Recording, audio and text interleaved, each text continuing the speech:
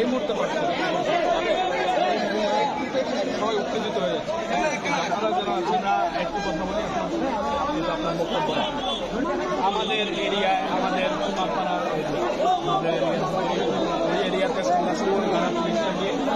ছাত্রলীগ নিয়ে আমাদের ঘরের ওনারা ছাত্রলীগকে ওপেন সাপোর্ট দিয়ে আমাদেরকে যে পিড়াইতেছে। আপনারাও পড়ালেখা করে আসছেন, আমিও পড়ালেখা করতেছি। আমি ইন্টারন্যাশনাল স্টুডেন্ট।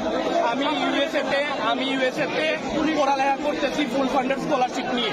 আমি দেশে আসছি, আসার পরে দেখতেছি দেশের এই অবস্থা। আমরা কি এই জন্য পড়ালেখা করি? আমরা তো পড়ালেখা করি আপনার মতো ড্রেস করার জন্য, করতে পারি না, এইটা আমাদের আফসোস। আমরা এই জন্য বিদেশে যাচ্ছি। আমরা সিলেটের লোক বিদেশে যাই কি জন্য? যাতে আমরা এই ড্রেস করতে পারি নাই, আমরা দেশের জন্য অন্যভাবে কাজ করবো। কিন্তু আমাদেরকে কেন গুলি মারা হবে? আচ্ছা ঠিক আছে। ওনারা